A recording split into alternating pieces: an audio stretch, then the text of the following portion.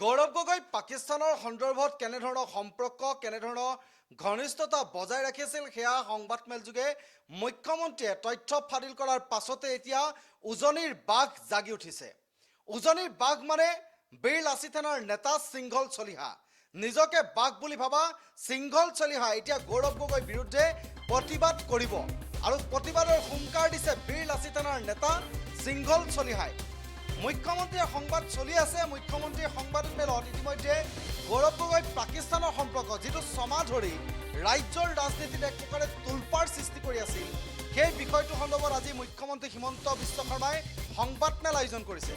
আৰু সংবাদমেলত মুখ্যমন্ত্ৰী হিমন্ত বিশ্ব শৰ্মাই গৌৰৱ গগৈৰ সন্দৰ্ভত ইটোৰ পাছত সিটো বিস্ফোৰক অভিযোগ উত্থাপন কৰিছে। তাৰ পাছতেই এতিয়া উজনি অসমৰ জাতীয় সংগঠনৰ এগৰাকী নেতা নিজকে উজনি অসমৰ বাঘ বুলি ভাবা সিংঘল চলিহা জাগি উঠিছে আৰু গৌৰৱ গগৈৰ বিৰুদ্ধে প্ৰতিবাদ সাব্যস্ত কৰিবলৈ সাজু হৈছে। তেওঁ সামাজিক মাধ্যমত এটা পোষ্ট লিখিছে আৰু লিখি তেওঁ কৈছে, মুখ্যমন্ত্ৰী ডাঙৰীয়াৰ সংবাদমেলখন চালোঁ, বিষয়টো সাংঘাতিক স্পৰ্শকাতৰ আৰু সেয়ে 24 ঘণ্টাৰ ভিতৰত গৌৰৱ গগৈ ডাঙৰীয়াক নিজৰ লগতে পৰিয়ালৰ স্থিতি স্পষ্ট কৰিবলৈ আহ্বান জনালোঁ। অন্যথা বীৰ লাচিত সেনা অসম তথা খিলঞ্জীয়া জনগণৰ প্ৰবল প্ৰতিবাদৰ সন্মুখীন হ'বলৈ সাজু থাকক। ধন্যবাদ। জয় আই অসম। এয়া আছিল বীৰ লাচিত সেনাৰ নেতা সিংঘল চলিহাৰ এটা সামাজিক মাধ্যমত লিখা এটা পোষ্ট। আৰু এই মুহূৰ্তত আমি কৈছোঁৱেই যে গৌৰৱ গগৈ পাকিস্তানৰ বিষয়টো, পাকিস্তানৰ সন্দৰ্ভত কেনেধৰণৰ পাকিস্তানৰ লগত তেওঁ যোগসূত্ৰ বজাই ৰাখিছিল বা পাকিস্তানৰ সৈতে কি সম্পৰ্ক আছিল, কেনেদৰে গোপনে তেওঁ পাকিস্তান ভ্ৰমণ কৰিছিল, চোৰাংচোৰাৰ সৈতে যি সম্পৰ্ক থকা যিবোৰ অভিযোগ, সেই অভিযোগসমূহ ছমাহ ধৰি ৰাজ্যৰ ৰাজনীতিত তোলপাৰ কৰি আছিল, যিবোৰ মুখ্যমন্ত্ৰী হিমন্ত বিশ্ব শৰ্মাই ইতিমধ্যে সংবাদ মাধ্যমত কৈ আহিছিল। কিন্তু এইবাৰ সংবাদমেল চালে সিংঘল চলিহাই। মুখ্যমন্ত্ৰীয়ে প্ৰায় 2 ঘণ্টা সময় গৌৰৱ গগৈ প্ৰসংগত সংবাদ মাধ্যমত কি কৈছে, সংবাদমেলত কি কি তথ্য ৰাজহুৱা কৰিছে, সেয়া বীৰ লাচিত সেনাৰ নেতা সিংঘল চলিহাই চালে। আৰু চোৱাৰ পাছত বীৰ লাচিত সেনা এইগৰাকী সিংঘল চলিহা ইতিমধ্যে প্ৰতিবাদ কৰিবলৈ সাজু হৈছে। গৌৰৱ গগৈৰ বিৰুদ্ধে এতিয়া প্ৰতিবাদ কৰিবলৈ সাজু হৈছে সিংঘল চলিহা। বীৰ লাচিত সেনাৰ নেতা সিংঘল চলিহাই প্ৰতিবাদ কৰিব আৰু গৌৰৱ গগৈ পৰিয়ালৰ ইতিমধ্যে স্থিতি স্পষ্ট কৰিবলৈ সদৰি কৰিছে আৰু আহ্বান কৰি কৈছে যে গৌৰৱ গগৈয়ে যদি স্থিতি স্পষ্ট নকৰে আৰু সময়সীমা বান্ধি দিছে বীৰ লাচিত সেনাৰ নেতা সিংঘল চলিহাই। 24 ঘণ্টা সময় দিছে গৌৰৱ গগৈ আৰু 24 ঘণ্টাৰ ভিতৰত গৌৰৱ গগৈক স্পষ্ট কৰিবলৈ দিছে যে এইবোৰ যিবোৰ অভিযোগ আছিল, এই অভিযোগৰ সন্দৰ্ভত স্পষ্ট স্থিতি জনাবলৈ আহ্বান জনাইছে।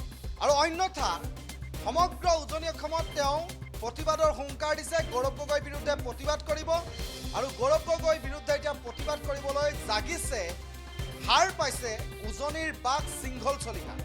উজনিৰ বাঘ বুলি কোৱা হয় কাৰণ মিয়াৰ খেদাৰ সন্দৰ্ভত বিশেষ ভূমিকা লোৱা মানুহজনে আছিল সিংঘল চলিহা। উজনি অসমৰ পৰা মিয়া খেদাৰ অভিযান চলাইছিল সিংঘল চলিহাৰ নেতৃত্বত।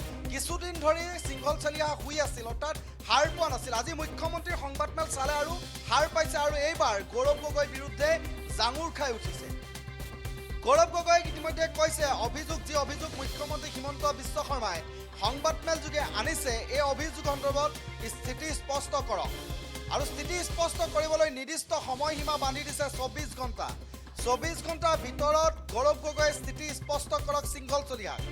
সিংঘল চলিহাক জনাওক। সিংঘল চলিহাই জানিব বিচাৰিছে গৌৰৱ গগৈৰ পত্নী আৰু পৰিয়ালৰ বিৰুদ্ধে যিটো অভিযোগ আহিছে, যিটো মুখ্যমন্ত্ৰী হিমন্ত বিশ্ব শৰ্মাই সংবাদমেলত যিবোৰ অভিযোগ আনিছে, যিবোৰ বিস্ফোৰক অভিযোগ আনিছে, যিহেতু পাকিস্তান চিৰবৈৰী পাকিস্তানৰ চোৰাংচোৰাৰ সৈতে যিবোৰ ঘনিষ্ঠ সম্পৰ্কৰ কথা ইতিমধ্যে অভিযোগ আনিছে, সেই অভিযোগ সন্দৰ্ভত কিমান তথ্যবোৰ কিমান সঁচা সেই কথা স্পষ্ট কৰিবলৈ গৌৰৱ গগৈক নিৰ্দিষ্ট সময়সীমা বান্ধি দিছে সিংঘল চলিহাই।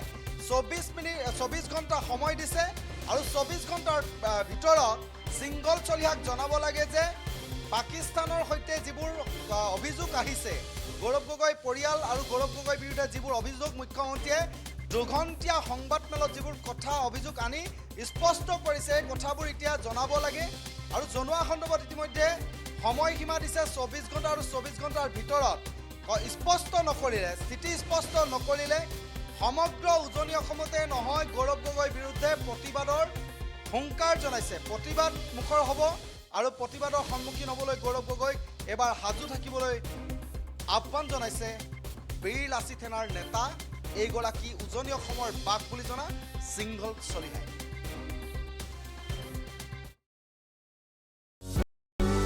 যিকোনো খবৰৰ বাবে যোগাযোগ কৰক আমাৰ এই নম্বৰত 9181 307 2221